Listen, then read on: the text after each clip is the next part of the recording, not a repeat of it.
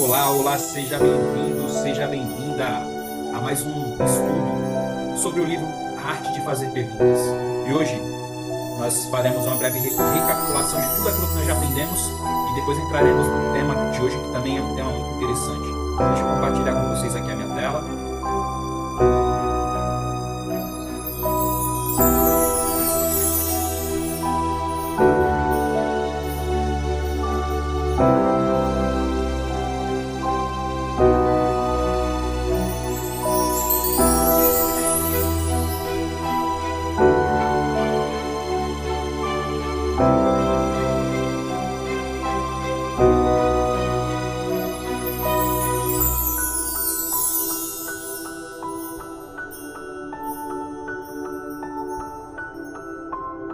Temos um pequeno probleminha técnico aqui.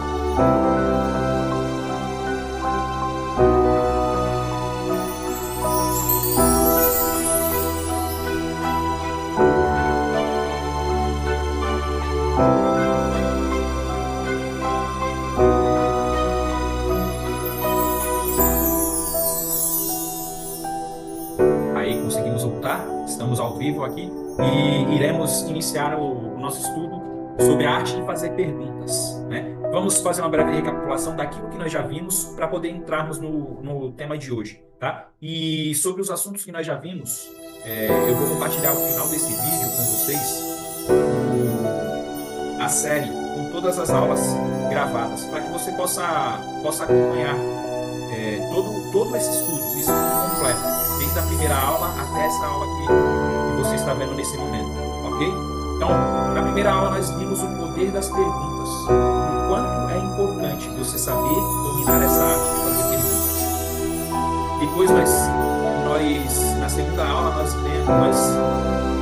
vimos como fazer a escolha correta das perguntas, quais são os tipos de perguntas que nós devemos escolher para desenvolver a nossa comunicação.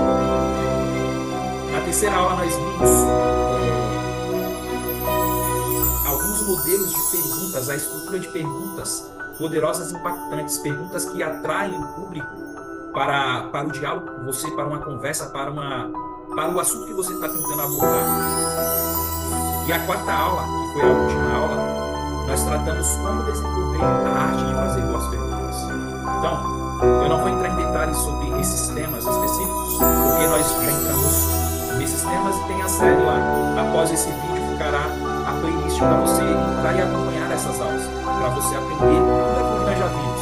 E hoje o tema de hoje é comunicação eficaz. Aprenda a ouvir e a se expressar.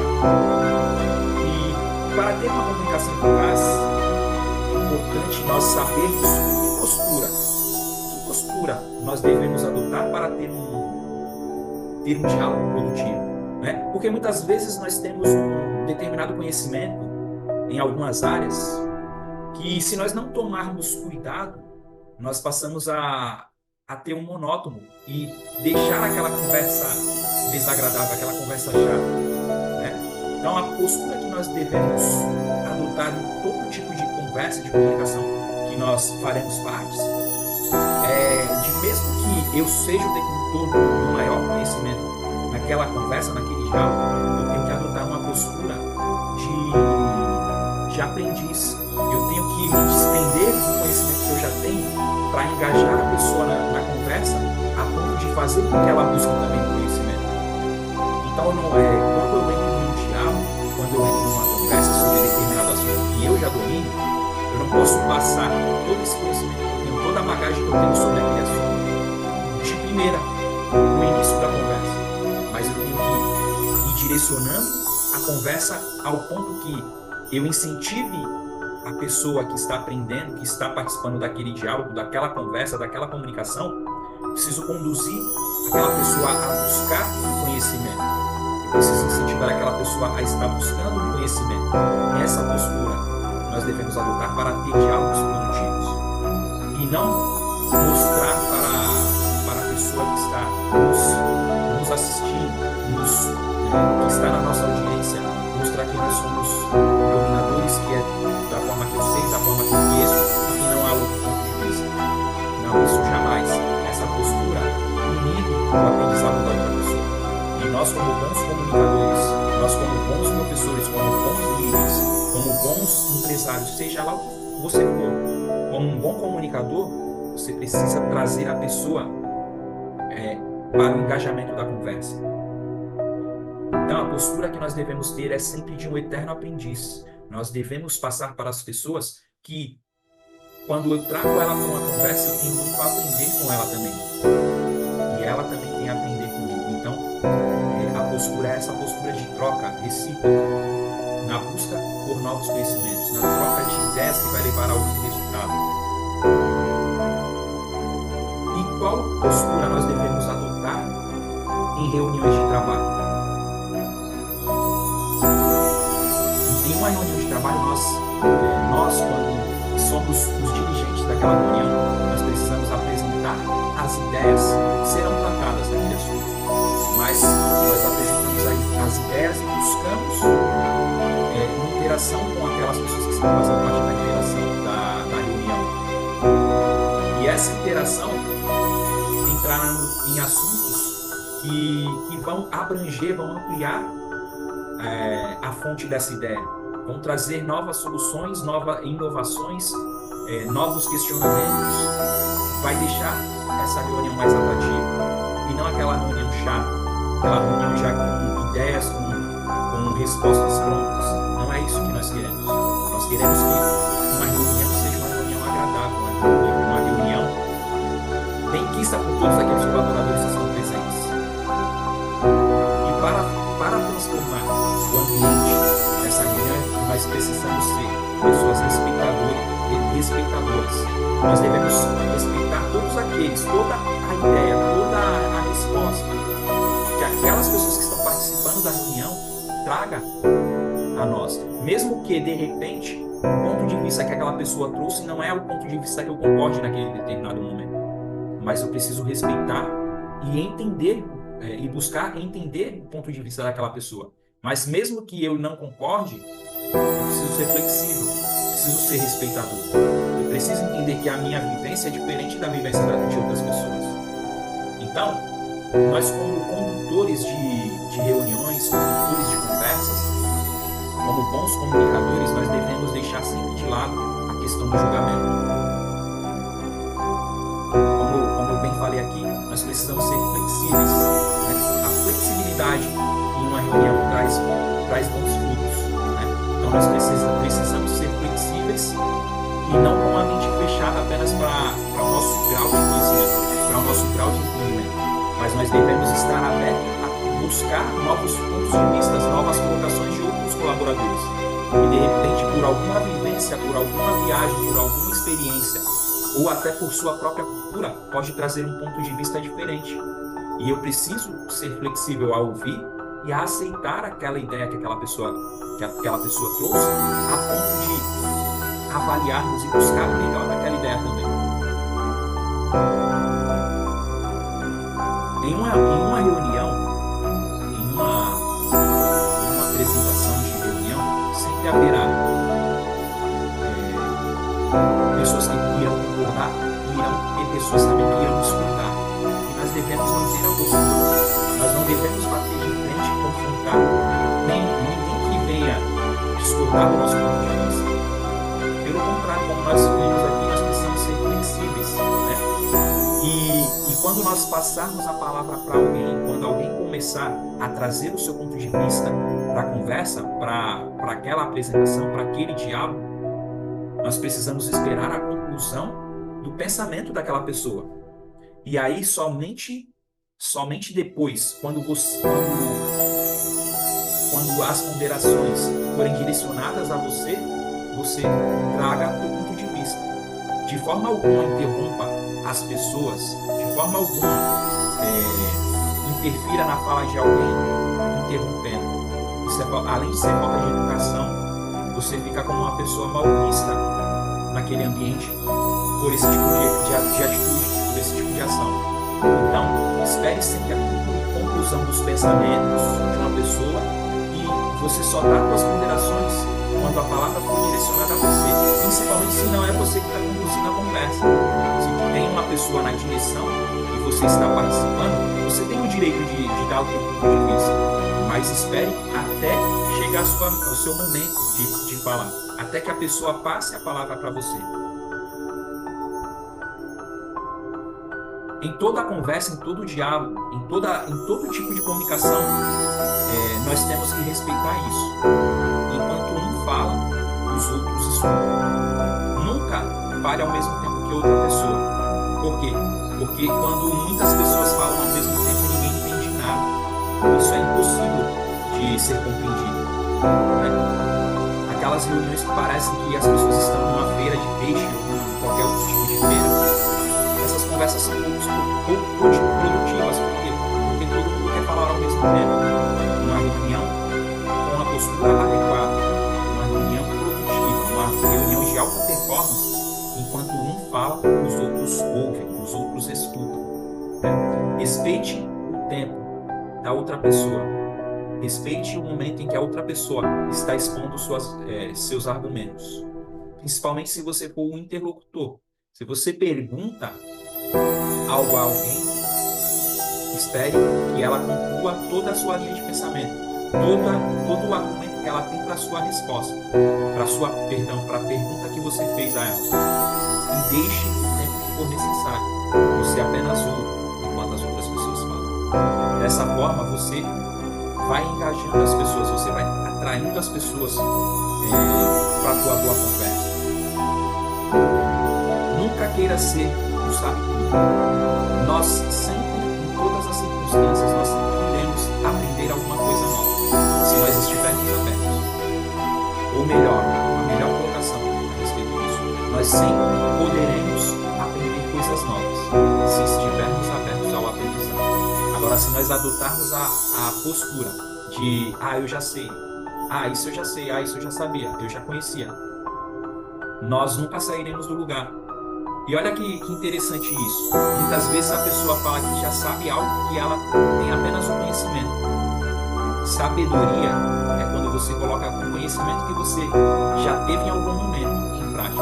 Só quando você coloca em ação uma atividade, quando você coloca o conhecimento em prática, é que você pode falar que sabe alguma coisa. Fora isso, você tem um monte de informação acumulada, armazenada, mas não sabe de fato sobre aquele determinado assunto.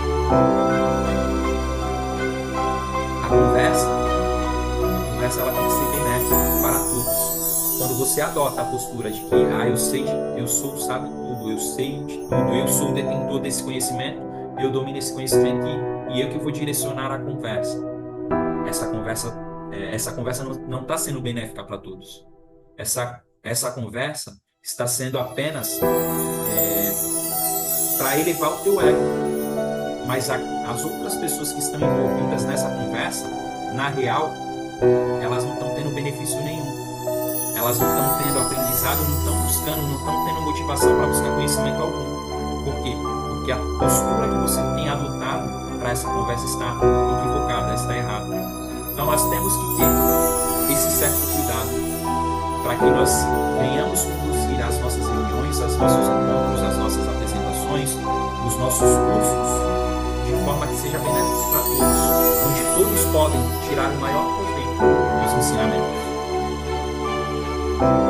Uma boa conversa precisa ter troca de informações. Uma boa reunião precisa ter troca de informações, precisa ter essa interatividade. Quando uma pessoa só detém o conhecimento, pode ter certeza que essa conversa não vai ser produtiva. A maioria das pessoas envolvidas não terão grandes aprendizados. Agora, no momento que a pessoa se desapega daquilo que ela sabe para conduzir uma conversa onde há troca de informações, onde há interatividade entre todas as partes envolvidas, aí a linhagem de pensamento, aí as trocas de informações trazem novas ideias, aí as trocas de informações trazem novos aprendizados, trazem novas soluções para alguns problemas.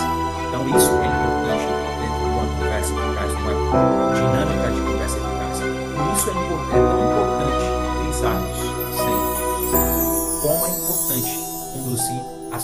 através dos diálogos, das perguntas. Como é importante dominar essa arte de fazer boas perguntas, porque as perguntas, elas sempre deixam a mesa aberta para o próximo responder, para o próximo vir com alguma solução, ou pelo menos faz com que ele pense, né? Então, por isso que é importante a pergunta, a arte de fazer pergunta, ela permite que haja essa troca de informações entre as pessoas que estão interagindo nessa conversa, nessa comunicação. Se você perceber que tem mais conhecimento sobre o assunto do que os demais, se controle. Não saia expondo tudo de uma vez só.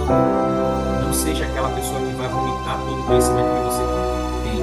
Você tem que sempre deixar nas pessoas o gostinho de quero mais. As pessoas sempre têm que estar desejando de se engajar naquela conversa. Para você fazer isso, você precisa conduzir, direcionar a conversa, o assunto, através das perguntas. Quando você domina essa arte de fazer perguntas, você se retira do foco e você coloca o próximo no foco. E aí aquela pessoa com quem você está conversando, ela vai perceber o quanto ela é importante. Agora, a partir do momento que você tem um conhecimento e você sai comunicando, você sai entregando tudo de uma só vez para aquela pessoa, aquele assunto se torna muito complexo para ela. Então, entregue um pouco de cada vez. E como você entrega da melhor forma? Fazendo perguntas. Ajudando aquela pessoa a chegar na resposta ideal para aquele assunto que você tem conhecimento. E você conduzindo, direcionando ela da melhor forma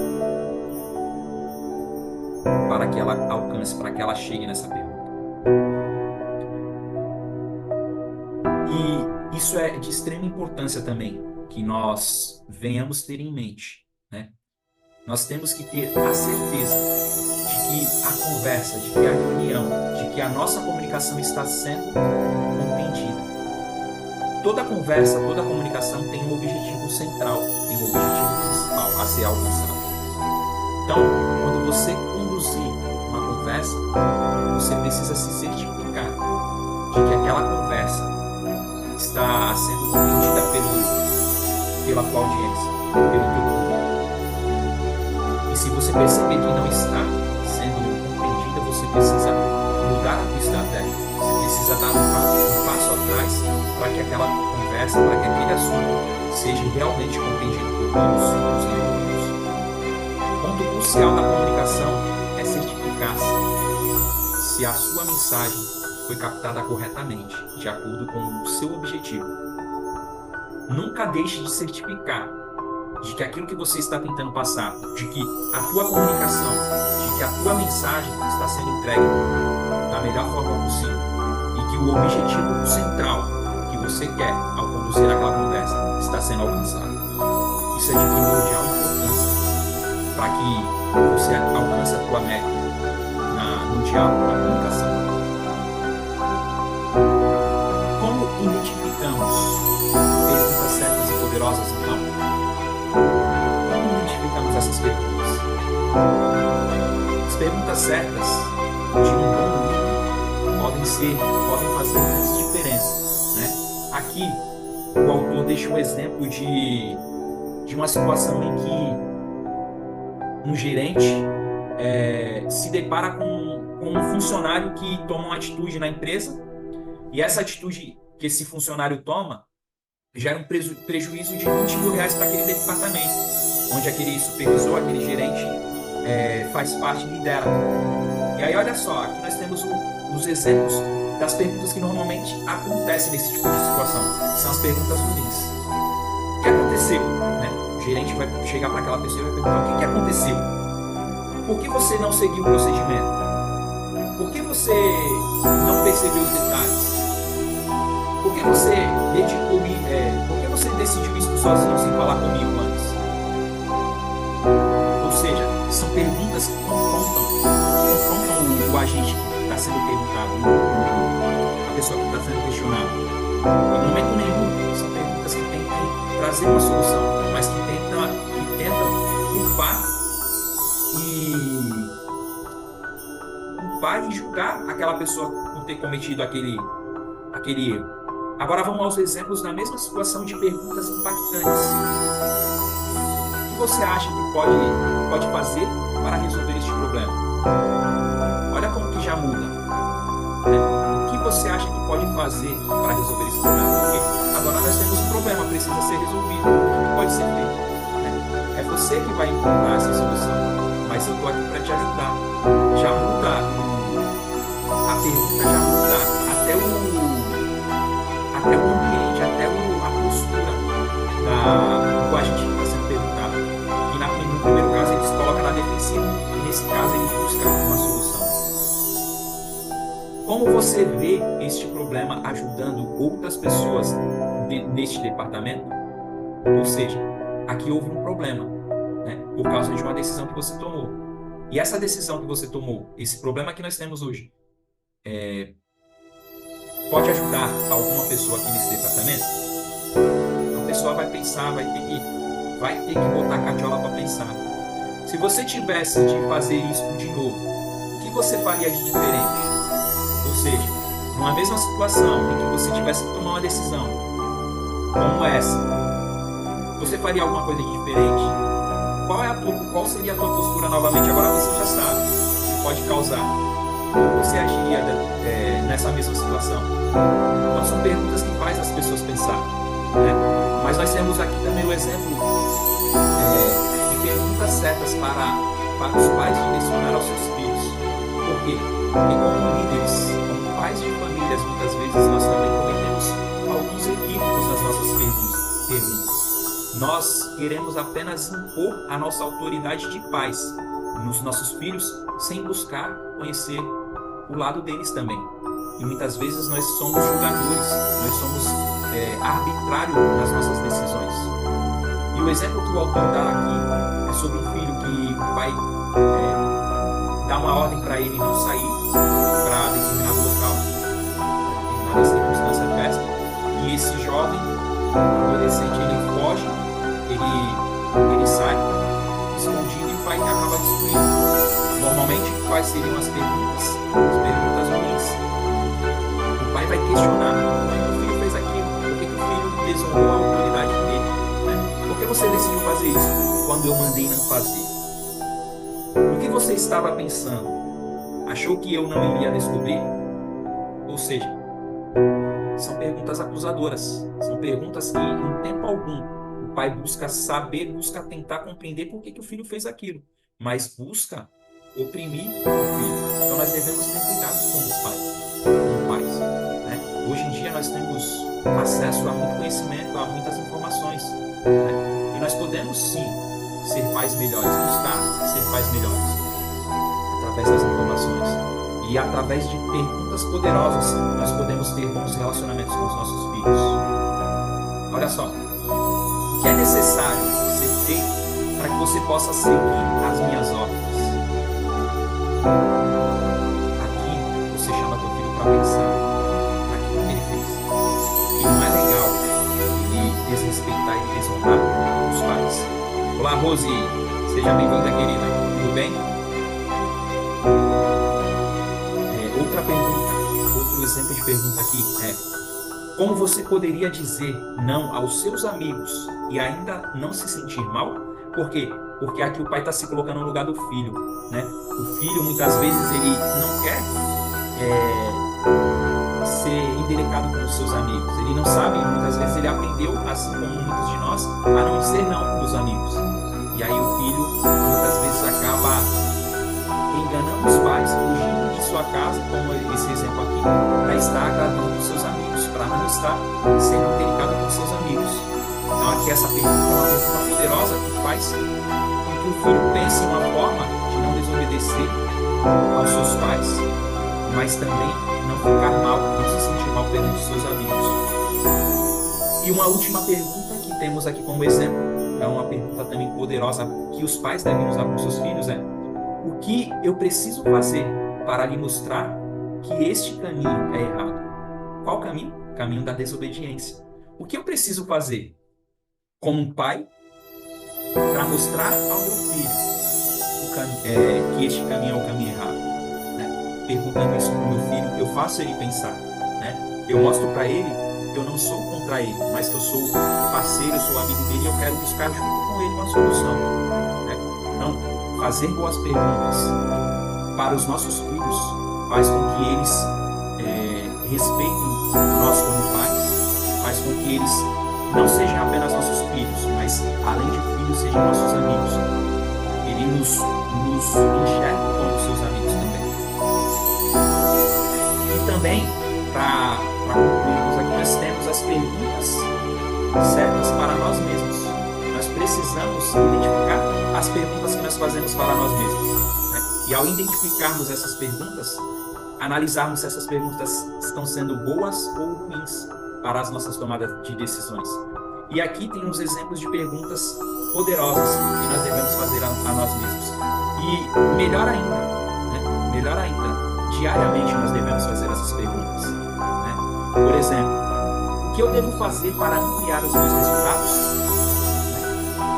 Olha só, essa pergunta, assim, quando nós fazemos ao início do dia, essa pergunta pode mudar toda a trajetória, toda a produtividade do meu dia inteiro. Eu posso elevar os resultados da minha performance diária através dessa pergunta. Eu posso pensar e planejar o meu dia inteiro através dessa pergunta. Como eu posso obter um diferencial competitivo no mercado de trabalho? Como eu posso? Então, qual estratégia eu posso utilizar? São perguntas que me fazem pensar. São perguntas que me levam à busca de respostas, me colocam em movimento. Você consegue perceber, entender a importância dessas perguntas? Olha a outra pergunta. O que eu devo fazer para obter um relacionamento feliz e duradouro? O que eu devo fazer? Por quê? Porque muitas vezes as perguntas acusando o próximo e não nos colocando no lugar do próximo e buscando a mudança dentro de nós mesmos primeiro, né? Aí entra uma frase de um grande filósofo chamado de Foucault, né? Para as coisas mudarem, eu preciso mudar. Para as coisas melhorarem, eu preciso melhorar, né? Então, a pergunta nós devemos direcionar a nós mesmos para que o mundo ao meu redor melhore, para que as coisas à minha volta, as minhas circunstâncias, com a minha família, melhorem. Eu preciso mudar, eu preciso fazer as coisas para que as coisas mudem o direcionamento, para que as coisas comecem a andar de acordo com a minha vontade. Mas eu preciso tomar uma postura, eu preciso mudar a minha postura, a minha atitude. Vocês entendem isso? E uma última pergunta, eu acho que essa aqui é a última, mas vamos ver. Uma outra pergunta é como eu posso emagrecer e ainda me divertir durante o processo, né? Para as pessoas, por exemplo, eu, algum tempo atrás, eu estava bem acima do peso, estava bem perdido. E eu simplesmente decidi colocar meu corpo em movimento, né? Comecei a fazer alguns desafios de 21 dias, comecei a correr alguns quilômetros, e hoje eu tornei isso algo divertido para mim.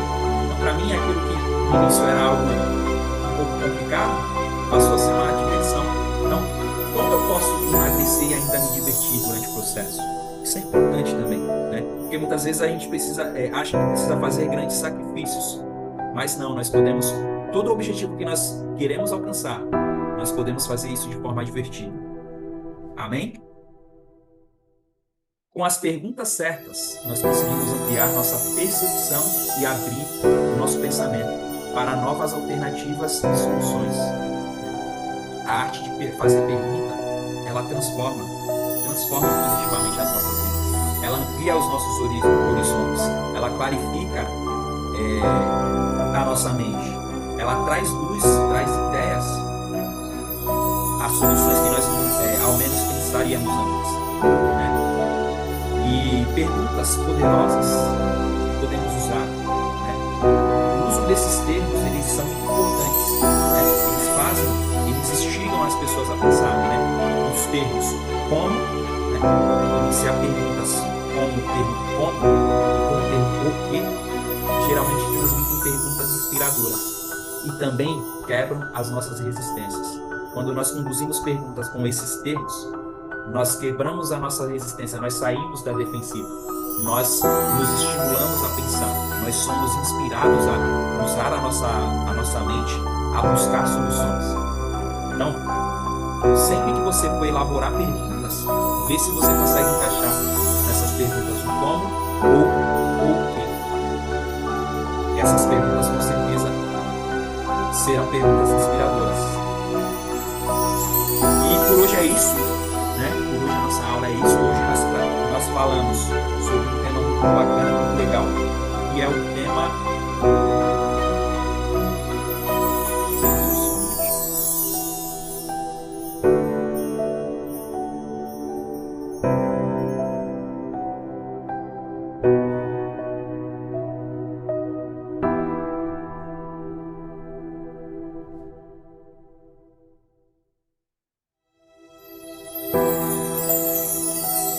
tema a comunicação eficaz. Aprenda a ouvir e a se expressar, né? Esse tema da aula de hoje para mim foi muito de grande valia, né? Nós aprendemos muitas coisas aqui importantes, né? Sobre como ter uma comunicação eficaz, sobre como conduzir, né? E engajar as pessoas na nossa comunicação. Isso é algo muito importante, né?